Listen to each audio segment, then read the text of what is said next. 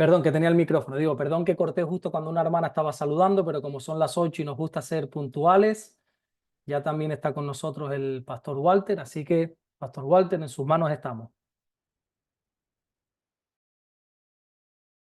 Muy bien. Supongo que me has dado permiso también para compartir la pantalla luego, como siempre. Pues nada, es una gran alegría reencontrarnos esta noche. Tenía muchas ganas ya de que llegara este momento.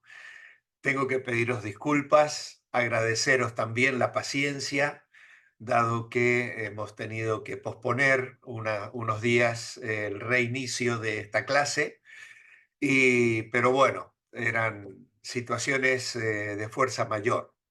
Eh, Parece ser que el COVID me ha dejado algo débil, aunque siempre el tema pulmonar ha sido un problema de alergias y este tipo de cosas.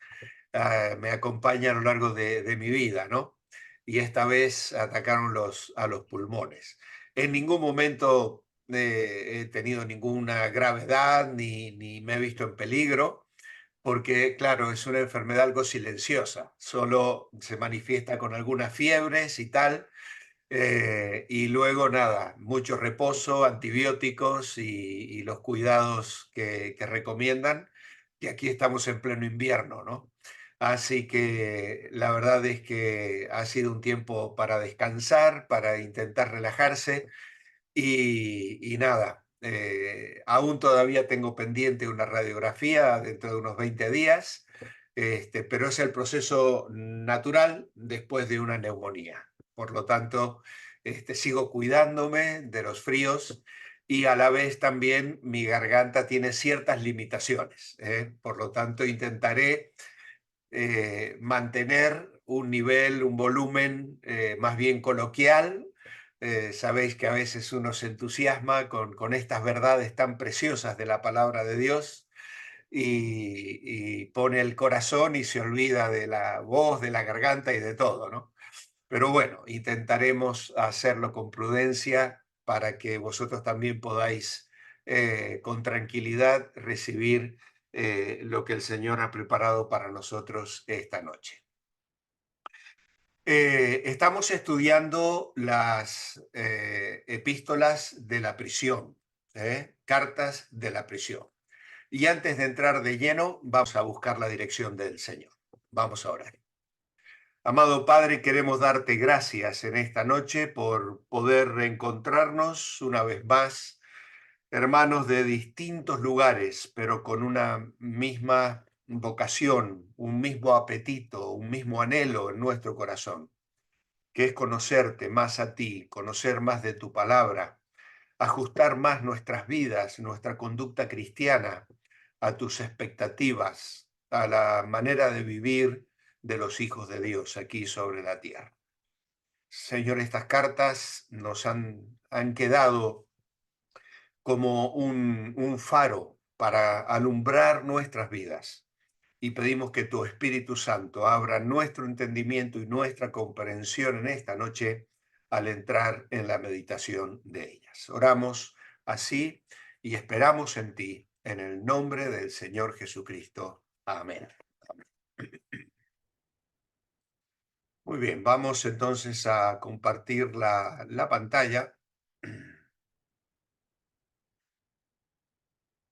Ahí está. Como decía, estamos estudiando las cartas de la prisión. En los meses de noviembre, octubre y noviembre estuvimos mirando una introducción general, pero centrándonos en la epístola a los Efesios. Si alguien se ha incorporado recién ahora al estudio, pues todos los estudios están en el canal de YouTube de la iglesia virtual, también en mi canal personal. Y si alguien no ha recibido el apunte de la carta a los Efesios, me la puede solicitar enviándome un correo electrónico, un WhatsApp, y con todo gusto os lo haré llegar para que pueda cubrir esta primera carta. Hoy comenzamos con Filipenses y vamos a mirar una breve introducción a la carta que, como sabéis, estamos haciendo un estudio pormenorizado de cada una de las cartas de la prisión, escritas precisamente, como veremos, desde la cárcel, pero tampoco estamos haciendo una exégesis, porque cada carta podría llevarnos meses de estudio bíblico. Pero nosotros no tenemos ese objetivo, sino que queremos realmente pasar por encima de todas las cartas, destacando los puntos principales y dejando la profundización de ellas para otros momentos en los que la iglesia, el pastor y los líderes dispongan de hacerlo. En este caso, vamos a pensar en una idea principal para la carta de Pablo a los filipenses. Y es esta. Después de plantar la iglesia en Filipos, Pablo les escribe exhortándolos a hacer avanzar el evangelio con alegría frente a la oposición. Vale, esta es una idea general, muy amplia, como veis, corta también, porque precisamente cuando intentamos reducir a una frase eh, todo el mensaje de una carta, necesitamos que sea una idea sencilla que quede claramente grabada en nuestra mente. Y esto me parece una idea principal muy interesante. Después de plantar la iglesia en Filipos, trabajo que realizó Pablo con su equipo misionero en el segundo viaje misionero, Pablo les escribe exhortándolos a hacer el evangelio con alegría, porque esa es una de las notas que sobresale en la carta a los filipenses frente a la oposición, porque ellos estaban enfrentando situaciones bastante complicadas. Ahora bien, en esta introducción vamos a considerar 4 aspectos acerca del libro de Filipenses. En primer lugar, el escritor.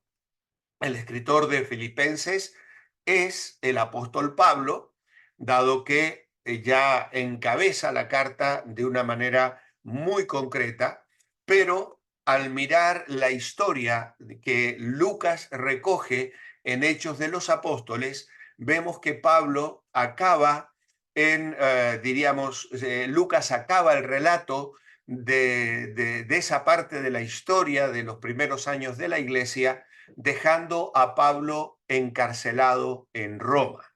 Y él está allí 2 años enteros. Ya había estado 2 años en Cesarea y ahora otros 2 años en una casa alquilada. Y esto, en un sentido, fue una bendición porque gozaba de ciertas libertades. Él no era un preso peligroso, no era un terrorista, no era un asesino, no era un estafador. Eran cuestiones religiosas y entonces la propia Roma le dejó ciertas libertades, pero bajo estricta vigilancia. Él estaba encarcelado y allí recibía a los que venían a verle y tenía libertad para predicar el evangelio. Y además tenía también la esperanza de poder ver a los filipenses en una forma presencial. De hecho, se los dice en el versículo 24 ya de este primer capítulo. Dice, es necesario que yo siga con vida. Él sentía que su trabajo no había concluido todavía. Él esperaba ser liberado de la prisión y entonces expresa esto en una manera muy directa y muy clara. Confiado en esto, sé que me quedaré, que aún permaneceré con todos vosotros para vuestro provecho y alegría de vuestra fe. Y así mi retorno entre vosotros hará que tengáis toda clase de motivos para sentiros orgullosos de mí en Cristo Jesús. La verdad es que la forma en que Pablo les escribe y cómo todo este contenido nos permite saber sus expectativas, el motivo de su corazón en cuanto a ser un instrumento de bendición y sentir que todavía era útil en la afirmación de la fe y en la edificación de los cristianos. También podemos vislumbrar en la carta algunas otras razones por las cuales él les escribía. Epafrodito había venido hasta Roma, donde Pablo estaba encarcelado, y había sido portador de una ofrenda que la iglesia de Filipos, desde su limitación y desde su pobreza, había separado para hacerle llegar a través de este siervo de Dios. Por eso describe esta ofrenda traída por Epafrodito como una ofrenda de olor fragante, sacrificio acepto, aceptable y agradable al Señor. Luego Pablo está enviándolo de nuevo a Filipos, junto con la carta. El Epafrodito es el portador de la carta y les dice Pablo, me pareció importante, necesario, casi urgente, diríamos, enviaros a Epafrodito, mi hermano, colaborador, compañero de lucha, enviado vuestro para que me asistiera en mis necesidades. Epafrodito había llevado una ofrenda, pero además tal era el amor, el cariño, la gratitud de la iglesia de Filipos hacia este siervo de Dios que habían enviado un colaborador, una persona para que estuviese a su lado. Pero ¿qué pasó? Parece ser que Epafrodito enfermó en medio del ministerio, en medio de la tarea que tenía de servir al apóstol Pablo en representación de la iglesia de Filipos, estuvo al borde de la muerte. Lo dice el versículo 27, a punto de morir. Ahora Dios tuvo misericordia de Epafrodito y dice Pablo, y no solamente de él, sino también de mí. Porque claro, si Epafrodito hubiese muerto, además de la tristeza propia de un hombre encarcelado que estaba pasando un tiempo muy difícil, 4 años de prisión, pues si hubiese añadido la muerte de este amigo, compañero de ministerio, colaborador, hermano, las palabras que Pablo usa tienen un sentido muy entrañable de amistad, de cercanía. Y entonces él ahora lo manda de regreso para que ellos se alegraran de verle y entonces Pablo también se alegraría por la alegría de los filipenses. Así que al entrar en la carta a Filipenses, estamos entrando en una carta de agradecimiento de Pablo a la iglesia de Filipos.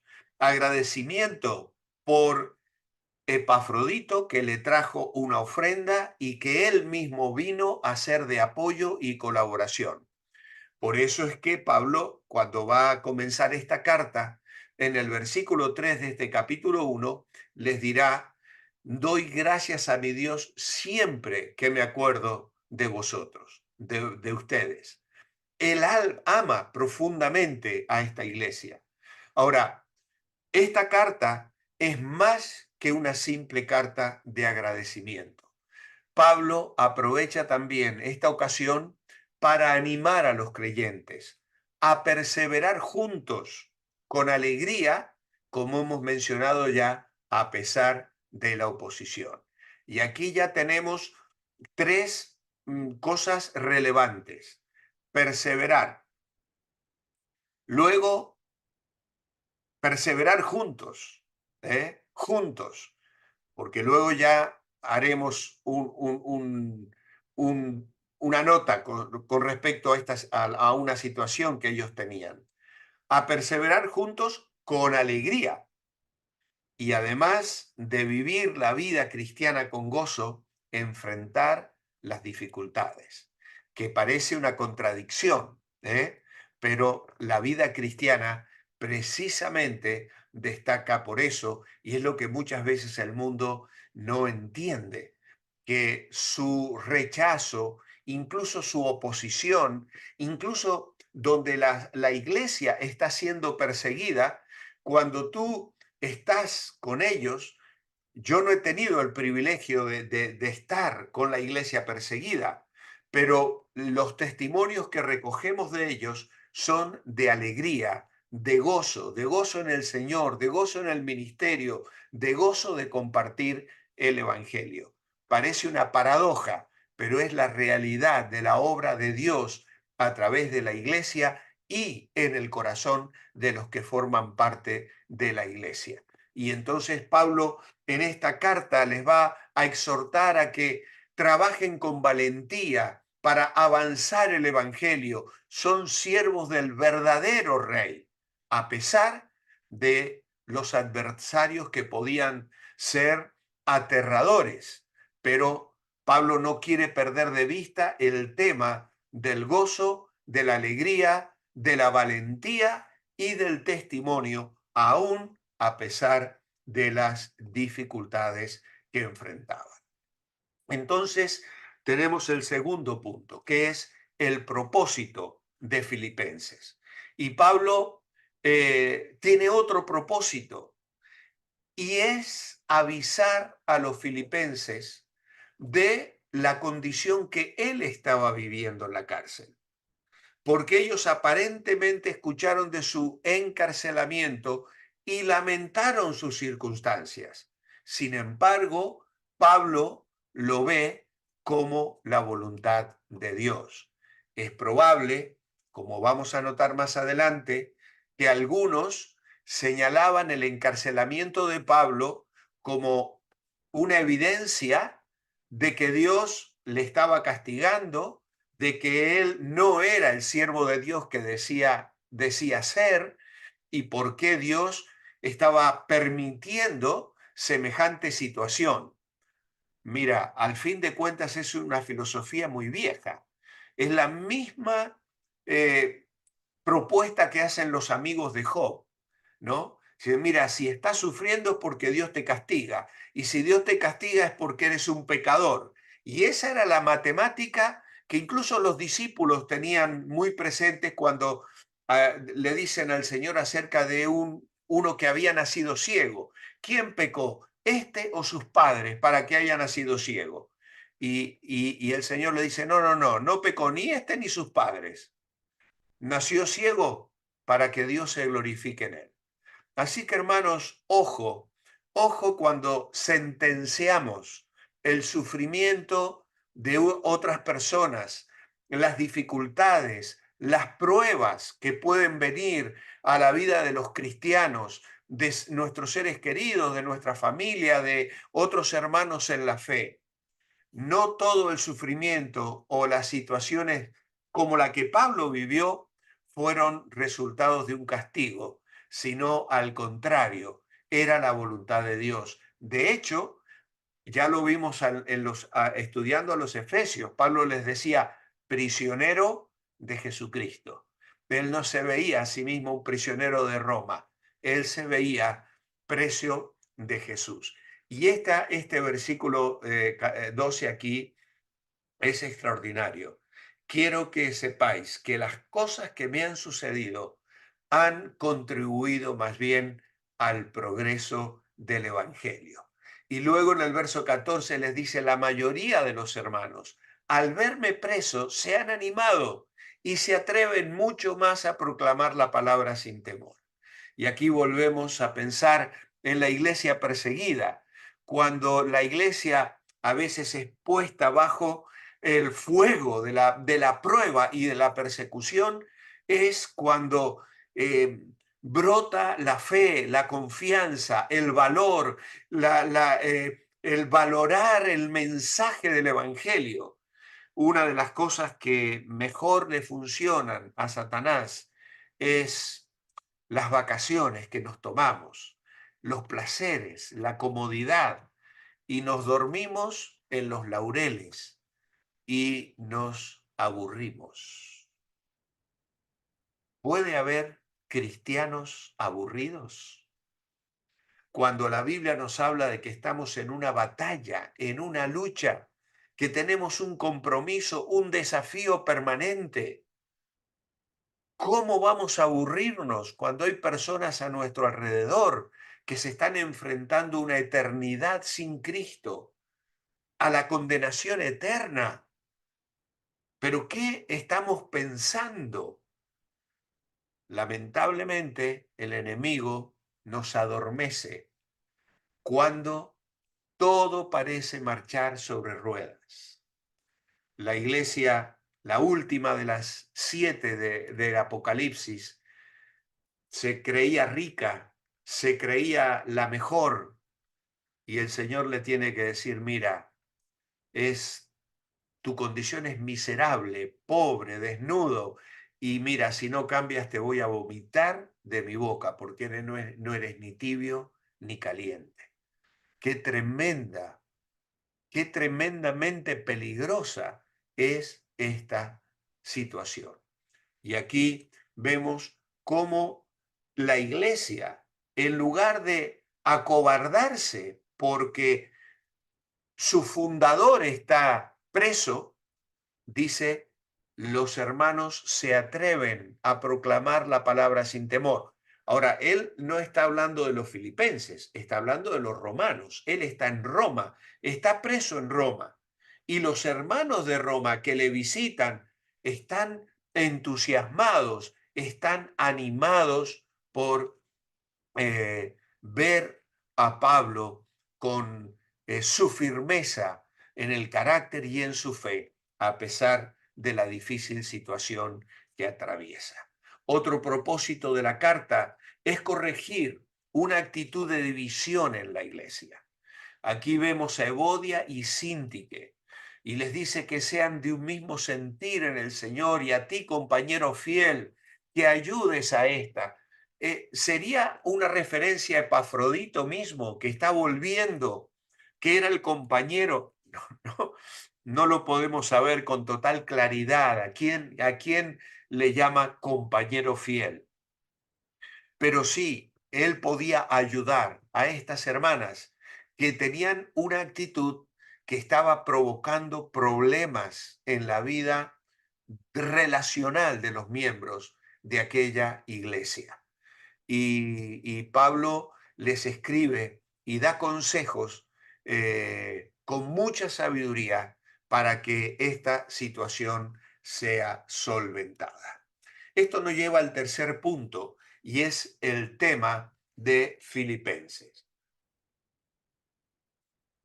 Mientras hay varias ideas que Pablo recalca en la carta, como la unidad, como la paz y la humildad, la palabra gozo o regocijarse se menciona varias veces y es una palabra o una idea sobresaliente en el libro de Filipenses. Llegamos aquí al capítulo 4, aunque ya la palabra ha aparecido varias veces, y él les repite, regocijaos en el Señor siempre. Otra vez digo, regocijaos. Y claro, es notable que Pablo escribe esta carta llena de gozo desde unas circunstancias muy adversas que vamos a enumerar. La primera de ellas, siendo un prisionero, esposado a un soldado romano las 24 horas del día. Ya señalamos esto en Efesios, cuando Pablo describe la armadura del soldado. Y allí estamos viendo cómo este hombre de Dios que está preso, que está acompañado por soldados que permanentemente hacen guardia sobre su vida, sobre sus días, sobre sus horas, sobre quién le visita, sobre quién entra y sobre quién sale, y él los observa y toma todas las ideas del yelmo, del escudo, de la espada, del cinturón, del calzado, para darnos una lección extraordinaria sobre la armadura del cristiano. Él es un prisionero, esposado a un soldado romano las 24 horas del día. Pero como después veremos, también estos soldados eran personas a las que Pablo podía evangelizar. Por eso más adelante les dirá que los de la casa de César os saludan, porque él con el evangelio estaba llegando a través de estos guardias, incluso a lo más céntrico del corazón de las autoridades romanas. Y luego explicaremos por qué. Luego tenemos que Pablo vivía circunstancias también difíciles desde dentro. Había personas que querían añadir aflicción a sus prisiones. En el versículo 15 del capítulo 1 dice, algunos a la verdad predican a Cristo por envidia y contienda.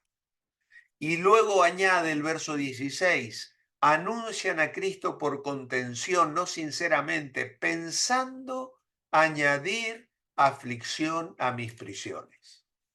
Así que este hombre de Dios, que está encarcelado, que está limitado, que está, diríamos, frenado en la visión de pasión misionera que ardía en su corazón, desde allí incluso está bajo circunstancias difíciles por personas que aprovechaban su encarcelamiento para añadir aflicción a su vida. Y es notable, a mí me conmueve mucho el tercer apartado que nos hace pensar lo que él dice en el capítulo 2 y el verso 20.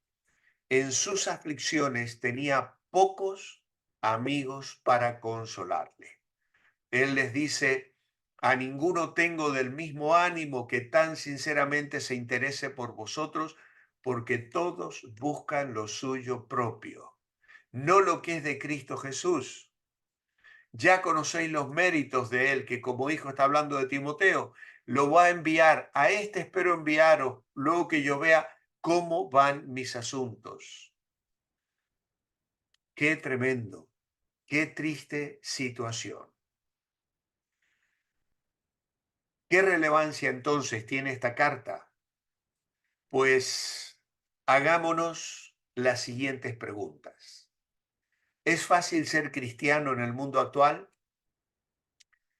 Pues la respuesta es no. Si seguimos a Cristo, encontraremos oposición. Y esta carta debería animarnos a vivir por Cristo con valentía. Otra pregunta interesante, ¿dónde se busca la alegría verdadera? Pablo irradia aquí gozo, alegría contagiosa. Escribe desde una prisión, pero les dice, si yo me regocijo, ustedes se pueden regocijar también. De esta forma, él recuerda que el verdadero gozo no se deriva de las circunstancias cómodas, sino de una comunión viva y vibrante con Cristo. Amados hermanos, allí está el secreto del gozo en la vida cristiana. No de una vida cómoda, no de circunstancias favorables, no de éxitos financieros en nuestro trabajo, en nuestra profesión. El gozo en la vida cristiana es fruto de una comunión viva y vibrante con Cristo. Por eso Pablo no dice, mirad vuestra casa y alégrate, o mira a tu esposa, tus hijos, tu cuenta bancaria. No.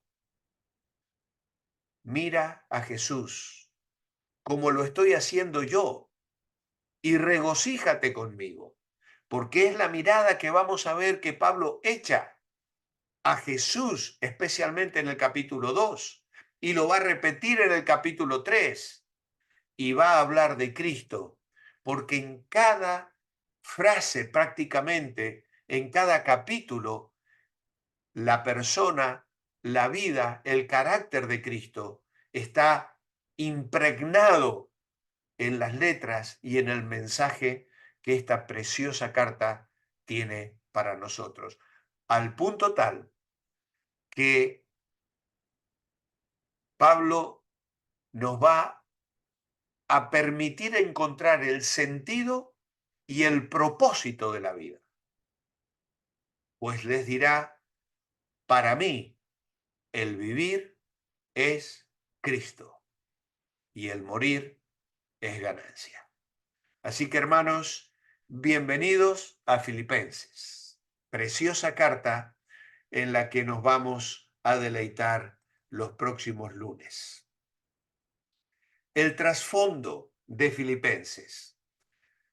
La iglesia en Filipos tiene un comienzo y para eso debiéramos ir a Hechos capítulo 16, cuando Pablo estaba en su segundo viaje misionero. Allí en Hechos 16 tenemos la llegada a Filipos. Filipo fue una región conquistada por Filipo II de Macedonia, el padre del famoso Alejandro Magno. Era una colonia romana, por lo tanto los filipenses gozaban de los derechos de ciudadano romano. Estos colonos, junto con algunos de los habitantes anteriores, constituyeron el cuerpo legal de ciudadanos. A Filipos se le concedió el mayor privilegio posible para un municipio provincial romano, lo llamado el Ius Italicum, el cual significaba que se regía por el derecho romano. Los ciudadanos de esta colonia eran ciudadanos romanos. La propia Filipos fue modelada según la ciudad madre, Roma.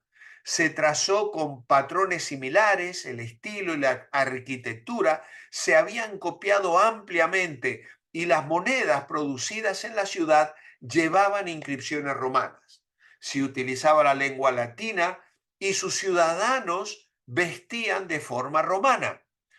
Y aunque no era la capital de la provincia, Filipos era una ciudad destacada y una importante parada en la Vía Egnatia, la recién construida carretera militar que unía Bizancio con los puertos del Adriático que conducían a Italia.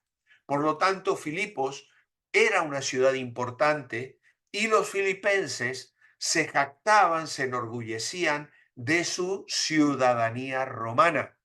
Por lo tanto, luego lo veremos en el capítulo, final del capítulo 2, cuando Pablo les hablará, final del capítulo 3, perdón, donde él les hablará acerca de la ciudadanía.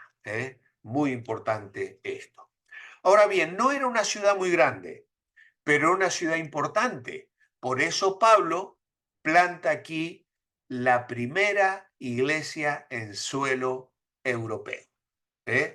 Una importante arteria comercial pasaba por el centro de la ciudad, uniéndola con Roma, y era una ciudad con una gran producción de oro.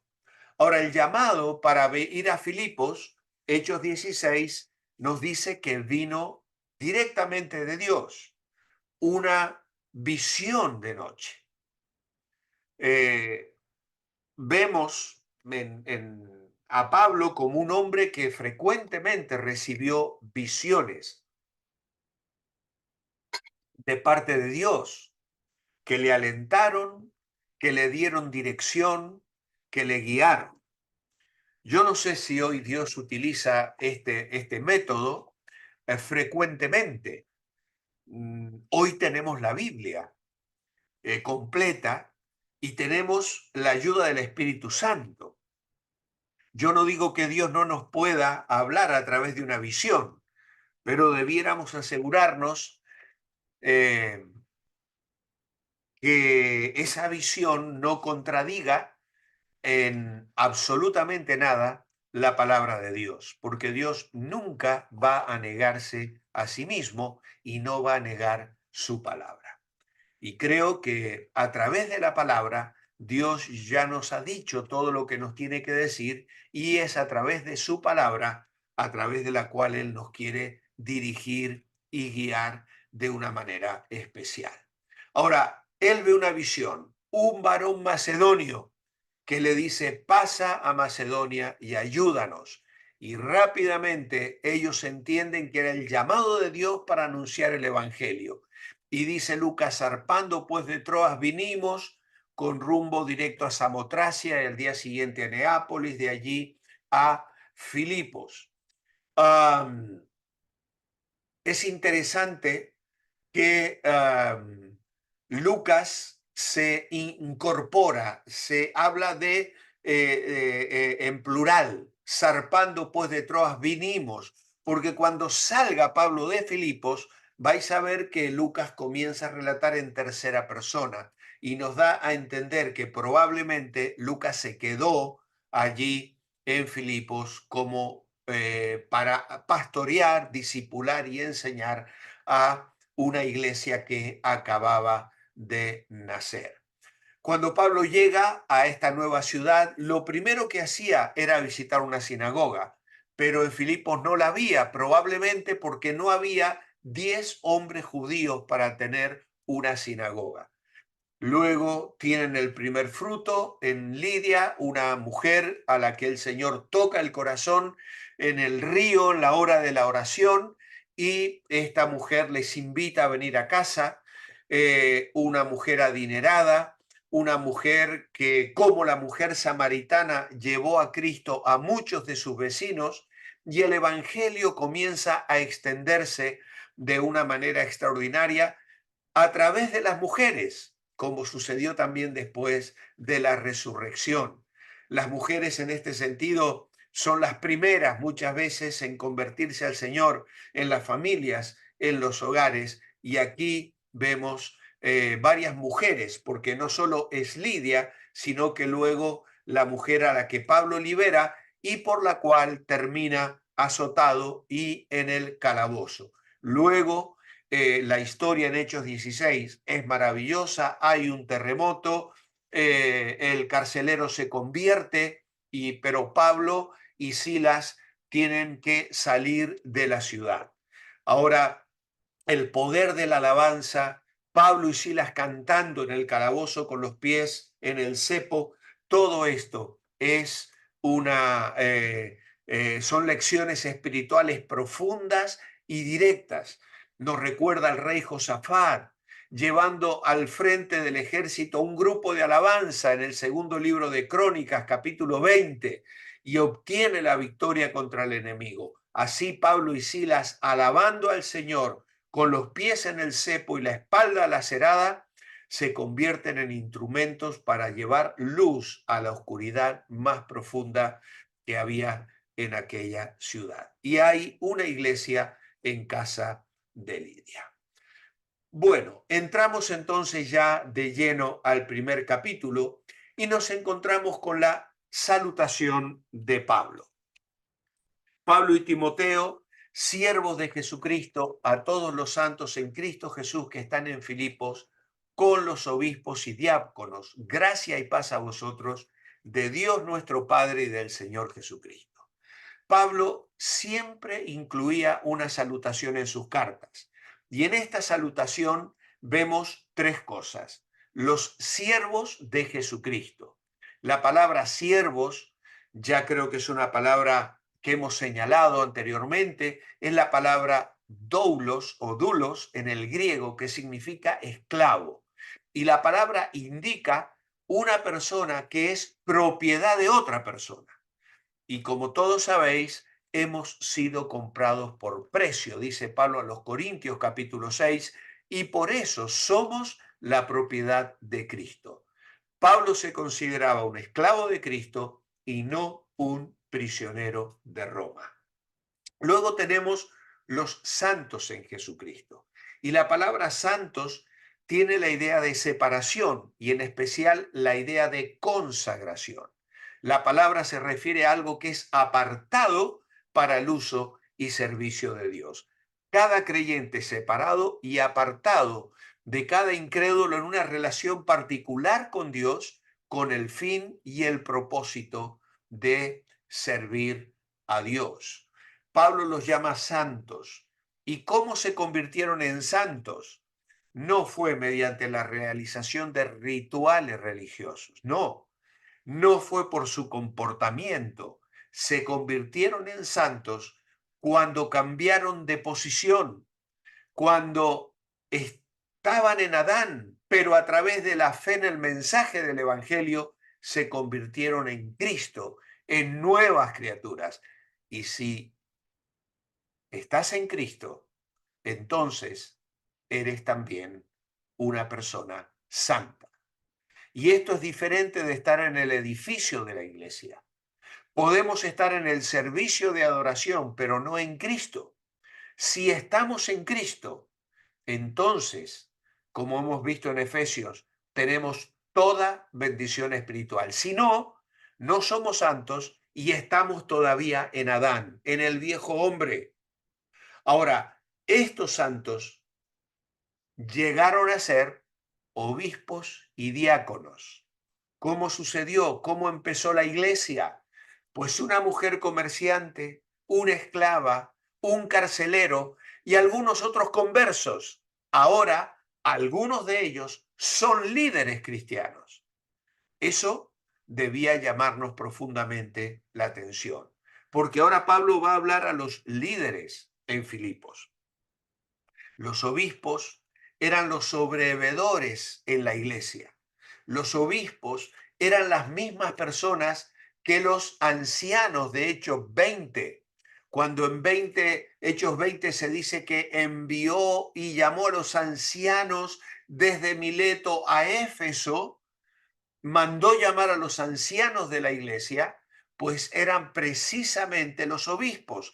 Si tú lees todo el capítulo 20 de Hechos, vas a ver en el verso 17 que les llama ancianos de la iglesia. Y en el versículo 28, Pablo les dice, mirad por vosotros y por todo el rebaño en que el Espíritu Santo os ha puesto por obispos, para apacentar la iglesia del Señor, la cual él ganó por su propia sangre.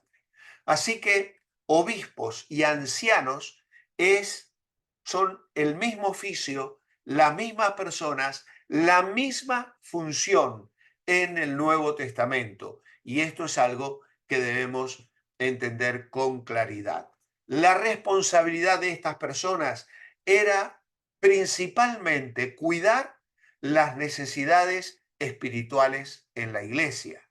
Los diáconos, por lo que leemos en Hechos capítulo 6, aunque no se utiliza la palabra diáconos allí, pero sí por otros pasajes bíblicos también de Primera Timoteo, sabemos que eran los servidores de la iglesia que cuidan principalmente de las necesidades físicas de la iglesia. El diácono ordena las sillas, el diácono recibe las visitas, el diácono se encarga de la pintura, el diácono mueve toda la parte física de la vida de la congregación, distribuye los alimentos, se preocupa de las viudas, de los pobres, administra las ofrendas. El diácono realiza una tarea física. El obispo es el que tiene la tarea espiritual, la oración, el estudio de la palabra, el aconsejamiento, la guía, la enseñanza, la formación de discípulos. Y en esta salutación, Pablo menciona el deseo de que ellos tengan la gracia y paz de Dios en sus vidas. Estoy seguro de que algunos de estos filipenses a lo mejor se sintieron sorprendidos de que Pablo les llamara obispos y diáconos. La mención de estos líderes de la iglesia es un saludo inusual para Pablo, no lo vamos a encontrar en otras cartas.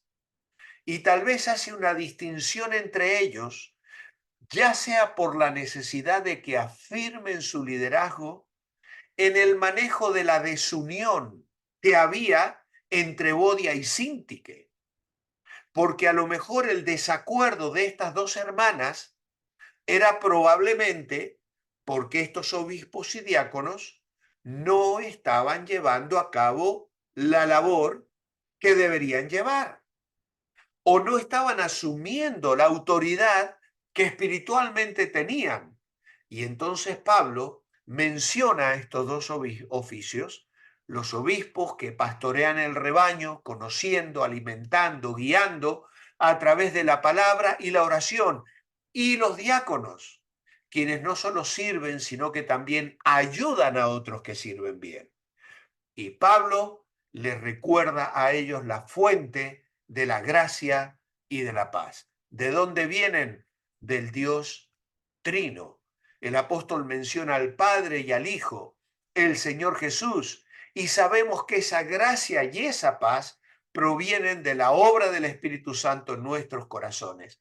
Por eso Pedro va a llamar a Dios el Dios de toda gracia en 1 Pedro 5:10. Y con razón hemos recibido la gracia del Padre, la gracia del Hijo y la gracia del Espíritu. Y la consecuencia es que tenemos paz, descanso y bendición. Y desde esta posición y desde esta bendición estamos llamados a vivir una vida de santidad orientada a la misión. Por gracia somos siervos de Jesús y santos de Dios. Y esto debe mover nuestros corazones a la alabanza y a la gratitud. Y ahora entramos a considerar la oración de Pablo. La idea principal aquí es que Pablo llena sus palabras iniciales a sus queridos compañeros en el Evangelio con expresiones de agradecimiento, alegría y afecto. Vuelvo a repetir esta frase que no me di cuenta de ponerla en el apunte. Pablo llena sus palabras iniciales a sus queridos compañeros en el Evangelio con expresiones de agradecimiento, alegría y afecto. Y entonces vamos a bosquejar rápidamente esta oración, destacando el gozo en Cristo de Pablo y en la comunidad. Dice el verso 3, doy gracias a mi Dios siempre que me acuerdo de vosotros, siempre en todas mis oraciones, rogando con gozo por todos vosotros. Y aquí notamos el gozo en la oración. Qué lindo es orar con gozo, hermanos. Qué lindo es orar por los hermanos en la fe y decir, qué alegría me da. Estos hermanos me llenan de gozo. La comunión que tengo con ellos, oír de sus testimonios, saber de sus vidas. Él daba gracias al recordarles el gozo en la oración. Y este gozo en la oración está expresado en la gratitud, a pesar del conflicto interno. No era una iglesia perfecta. Hermanos, ojo con nuestras expectativas. A veces hay tanta queja, tanto enfado, tanto desgaste emocional, porque tenemos unas expectativas tan elevadas. La iglesia perfecta no existe. No es la iglesia virtual, ¿eh? Siento desilusionaros. No es la iglesia Revive. No es la iglesia Centro Cristiano Vida Nueva. No lo es. Nunca la vamos a encontrar. Y si la encuentras, como solemos decir, no vayas porque la vas a echar a perder. Aún así, aunque las iglesias no somos perfectos, no somos perfectas, hay gozo en la oración y podemos ser agradecidos a pesar de que haya conflictos internos, pero también porque hay buenos recuerdos, a pesar de las dificultades. Hay buenos recuerdos. Es hermoso esto. Siempre podemos dar gracias a Dios. Yo tengo ya muchos años de recorrido pastoral y puedo mirar hacia atrás y recuerdo mucha gente, muchos hermanos en la fe, situaciones de alegría y situaciones de tristeza. He derramado también muchas lágrimas en mi ministerio pastoral, pero nunca dejo de dar gracias a Dios por los buenos recuerdos. a pesar de las dificultades que enfrentamos. Gozo, como ya hemos dicho, a pesar de estar en prisión. Pero no solo el gozo en Cristo y en la comunidad, también el gozo de la comunión. Verso 5. Por vuestra comunión en el Evangelio desde el primer día hasta ahora. El gozo de la comunión. Y aquí tenemos la palabra koinonía, que es la palabra comunión, común, unión. Además, la idea de amistad está presente, la idea de misión, porque la comunión en el Evangelio que los filipenses habían manifestado hacia Pablo no solo tenía que ver con la coinonía, la comunión y la amistad, sino también con el compromiso con la obra misionera. Si ellos le habían enviado una ofrenda a Pablo, es porque ellos sabían que aún Pablo tenía necesidades, que aún había un camino que él tenía que recorrer, que aún había ministerio que él tenía que realizar. Y los filipenses estaban comprometidos con esa visión. Por eso hablamos de cultivar las asociaciones evangélicas, es decir, no solo tengo que mirar por mí, no solo tengo que mirar por la iglesia a la que yo pertenezco, no solo mis ofrendas tienen que estar limitadas al entorno de los gastos que se producen alrededor del lugar donde yo me congrego. Al final, si solo ofrendo para la iglesia y con lo que yo me rodeo, me estoy un poco autoalimentando, porque esa ofrenda va para pagar la luz, para pagar mejores sillas, para pagar la calefacción, para que tengamos una dinámica y una enseñanza que me llene el corazón, y gloria a Dios por eso. Pero hermanos, nuestra ofrenda tiene que tener un compromiso en cuanto a la misión. Tenemos que abrir nuestros ojos y aceptar la responsabilidad de que la obra va un poquito más allá de la acera de mi iglesia o de la puerta de mi casa o de la puerta del local donde yo me congrego. Hay un mundo, hay hermanos que van, hay asociaciones, visiones y necesitamos el respaldo y hermanos comprometidos, aún desde su necesidad, pero comprometidos para el avance de la misión. Luego tenemos el gozo de la anticipación. Esto es maravilloso. El verso 6, estando persuadido de esto, que el que comenzó en vosotros la buena obra, la perfeccionará hasta el día de Jesucristo.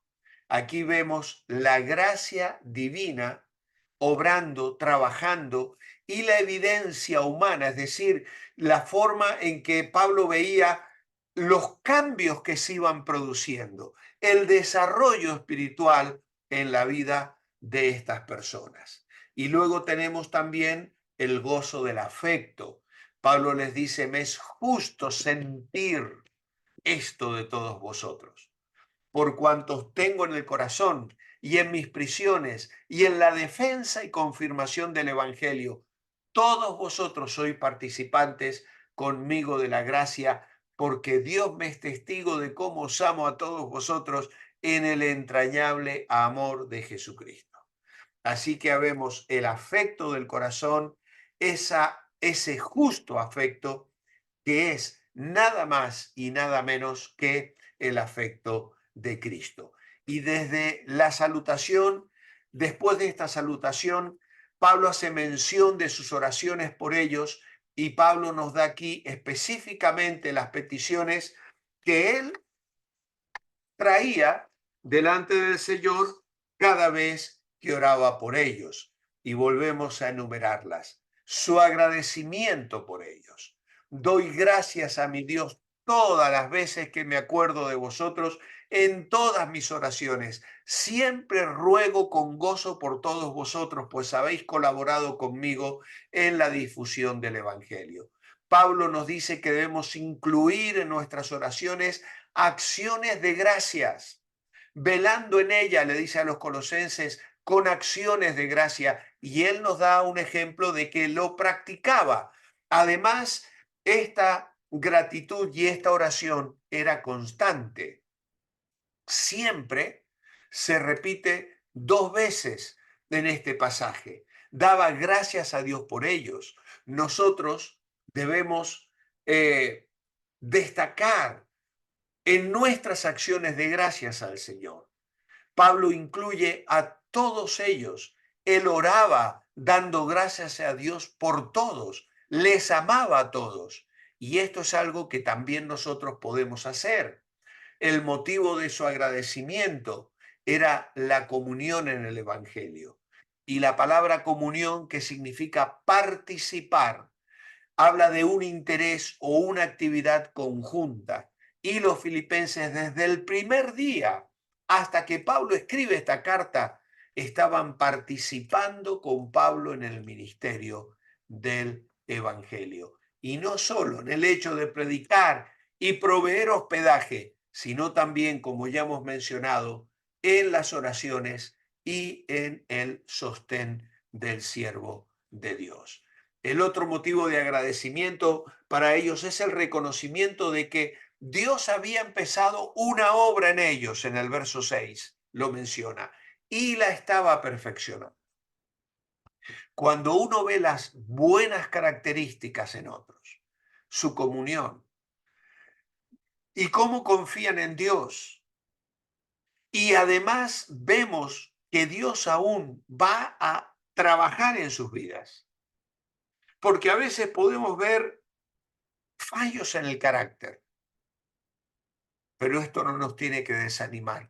Tenemos que seguir siendo agradecidos por cada hermano. Pablo decía de sí mismo, por la gracia de Dios soy lo que soy, y su gracia no ha sido en vano para conmigo. Y además he trabajado en la vida de otros, y la gracia de Dios me ha sostenido. En Filipenses 2:13 Pablo dirá, porque Dios es el que en vosotros produce así el querer como el hacer por su buena voluntad. Su amor para ellos, versículos 7 y 8. Y es justo que yo sienta esto de todos vosotros, porque os tengo en el corazón, ya que participáis conmigo de la misma gracia. Como mencionó antes, Pablo tenía un amor para todos los creyentes. Y esto vino de la mutua participación de ellos en la gracia de Dios. Esta participación en la gracia fue evidente cuando ellos ayudaron a Pablo en sus prisiones, tanto en sus necesidades físicas como en su ofrenda, como al enviar a Epafrodito para animarle y ministrarle. Se mostró en la defensa y confirmación del Evangelio, de la que él habla acá en el verso 7. Os tengo en el corazón y en mis prisiones y en la defensa y confirmación del Evangelio. Así que en verso 7 hay 2 razones por la persuasión de Pablo en el verso 6. Es decir, Pablo sentía esto de ellos. Pablo les tenía en su corazón y estaba persuadido por la comunión que ellos tenían en el Evangelio. Y para él era justo pensar de ellos de esta manera, porque en sus prisiones, en la defensa y confirmación del Evangelio, ellos participaban también en la gracia de Dios. Así que, qué ejemplo maravilloso nos dejan estos hermanos de la iglesia primera, una iglesia que mantenía comunión, que participaba en las prisiones, que se involucraba para suplir las necesidades del siervo de Dios. Y Pablo, persuadido de la obra de Dios en sus vidas, no exageraba su amor para con ellos y llama a Dios por testigo. Verso 8. Porque Dios me es testigo de cómo os amo a todos vosotros en el entrañable amor de Jesucristo. No es la primera vez que Pablo utiliza esta frase. Le escribe a los romanos y también les dice, testigo me es Dios, a quien sirvo en mi espíritu en el evangelio de su Hijo. Ayer hemos predicado en la Iglesia Revive y hemos escuchado hablar de 2 Corintios capítulo 1, de cómo él habla de servir a Dios con limpia conciencia. Él servía a Dios con todo su corazón y tenía un respaldo extraordinario, y en este sentido para declararles su amor. Y finalmente, ya para concluir nuestra clase de hoy, su petición para ellos. El versículos 9 a 11. Esto pido en oración, que vuestro amor abunde más y más en conocimiento, en toda comprensión, para que podáis discernir lo que es mejor y os conservéis limpios, irreprochables para el día de Cristo, llenos de fruto de justicia que provienen de Jesucristo. En la oración de Pablo, él desea amor para ellos, amor que está abundando más y más. Y abundando es aumentando en sobreabundancia, es decir, su amor debe crecer continuamente. El amor que Pablo desea es el amor ágape, que es el amor de Dios, que es amor. Es el amor que Dios produce en el creyente, que se somete a él. Romanos 5:5 dice, el amor de Dios ha sido derramado en nuestros corazones por el Espíritu Santo que nos fue dado. Y esta característica, o este amor, tiene una característica destacada, que es el autosacrificio en beneficio de otros. Juan 3:16. De tal manera amó Dios al mundo que ha dado. Y este amor necesita ser guiado por dos cosas, por ciencia y por conocimiento. Y la palabra ciencia que utiliza Pablo aquí, esto pido en oración, que vuestro amor abunde aún más y más en ciencia y en todo conocimiento. La palabra ciencia es pleno conocimiento. Sabemos que el conocimiento sin amor es un peligro porque produce orgullo, pero amor sin conocimiento pleno es otro peligro porque produce error. La palabra ciencia es conocimiento pleno que viene de la experiencia, no solo un conocimiento de la cabeza. Y luego habla de la segunda guía, es todo conocimiento, o decir, percepción. Esto se refiere a discernimiento en nuestro trato con otros.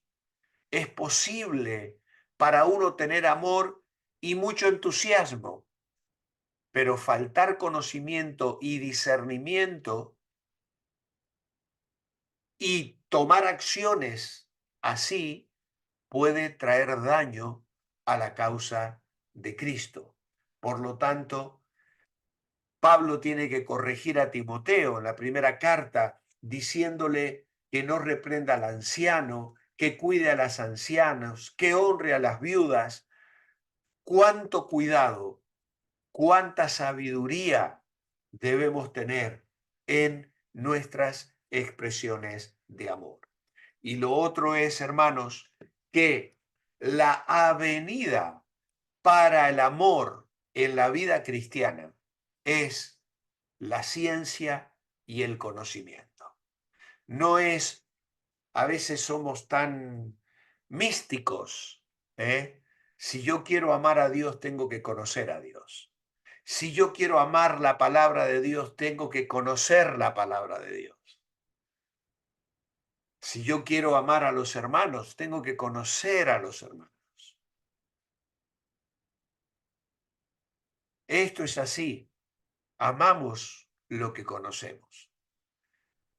Y es por eso que necesitamos crecer en amor a través del conocimiento, de la ciencia, del discernimiento, de la sabiduría que viene a través de la palabra de Dios. Y el propósito de la petición, para que aprobéis lo mejor, a fin de que seáis sinceros e irreprensibles para el día de Cristo, llenos de frutos de justicia, que son por medio de Jesucristo para gloria y alabanza de Dios.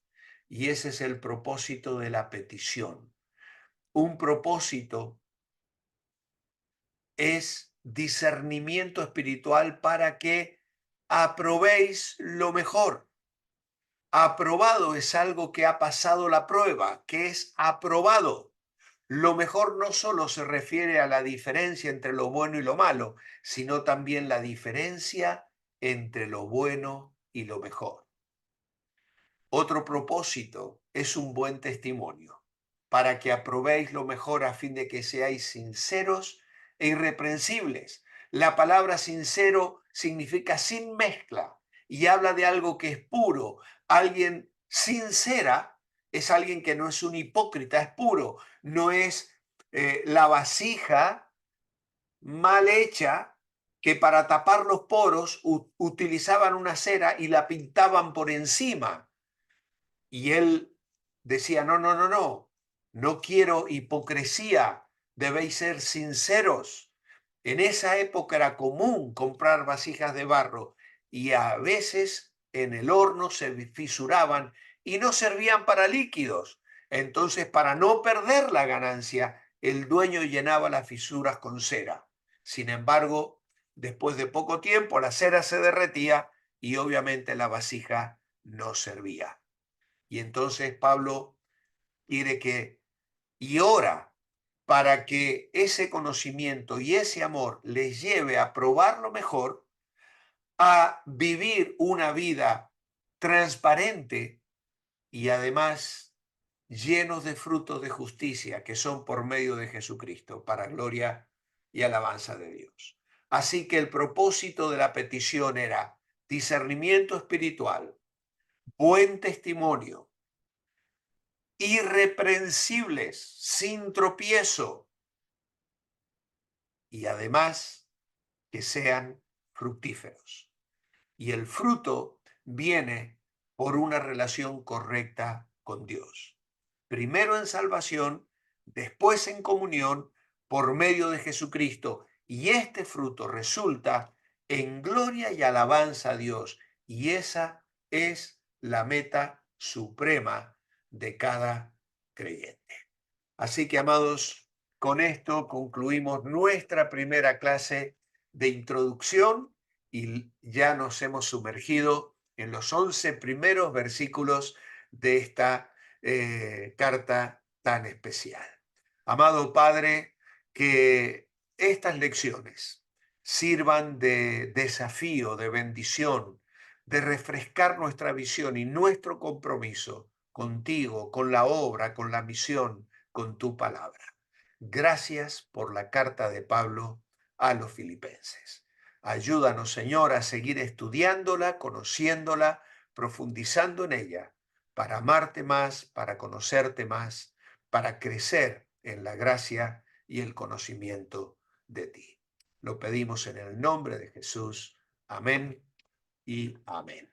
Gracias por vuestra atención, hermanos. Señor os bendiga. Muchas gracias, Pastor Walter. Bendiciones a todos. Muchas bendiciones. Gracias. Gracias a todos. Muchas gracias. Gracias. Nos vemos, Dios Gracias, Pastor Walter. Gracias, Gracias, Pastor. hermano. Nos vemos, Dios mediante, el próximo lunes. Que siga recuperándose, Pastor Bendiciones, Walter. hermano.